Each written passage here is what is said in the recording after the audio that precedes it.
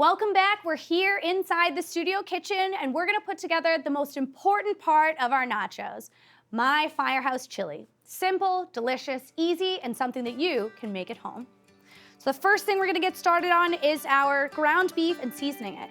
I have about 3 pounds of Snake River Farms ground beef, and we're gonna add a tablespoon of Worcestershire, half of a teaspoon of crushed red pepper, 1 tablespoon of molasses, 1/4 cup of chopped raw garlic, and 1 tablespoon of cumin seed.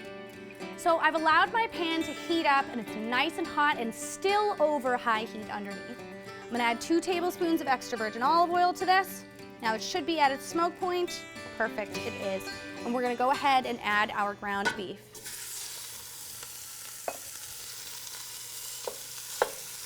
We want to allow for about 5 to 8 minutes of cooking time for our ground beef to get nice and brown.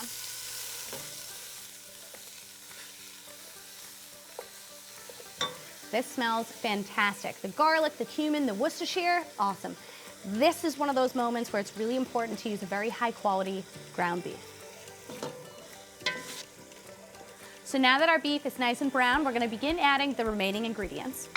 I'm gonna start by adding 1 chopped red onion and 1/4 cup of chopped raw garlic.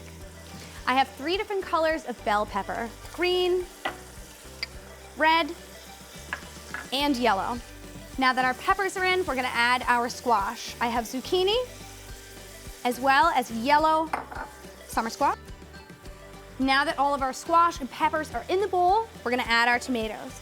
I'm using whole peeled San Marzano tomatoes. However, any canned tomato that you have at home will do.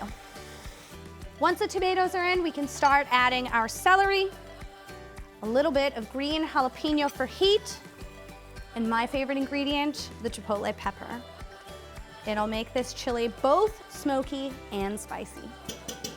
So now we're gonna allow this to cook for about 45 minutes. Once the tomatoes have broken down and the ground beef has gotten to know all the other ingredients in the pot, we'll add our last and final ingredient. It's time for the beans. This, in my opinion, is one of the most important ingredients in a chili. It's what makes chili for me. So the reason why I'm adding the black beans last is because they're already cooked and coming out of a can, and I don't want them to disintegrate. So I'm ladling some of this chili out of the pot and into this bowl so we can begin assembling our Fenway-inspired nachos. Step 1, throw your oven on broil nice and high. We're only looking to brown the cheese here at the end. Step 2, create your mound of chips.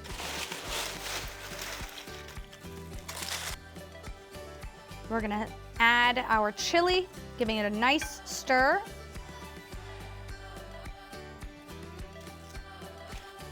After the chili, we're gonna add 2 kinds of cheese.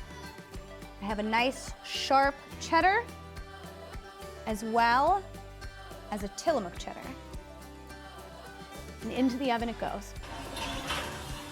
So this has been in the oven for about 5 minutes on broil. Finally, time to garnish. We're gonna keep it simple. Some parsley, nice dollop of sour cream, maybe a few. This is pretty large. So here is my version of a Foodie's nachos. Oh, wait, where are you from? Thank you. 1, 2, 3. Thank you.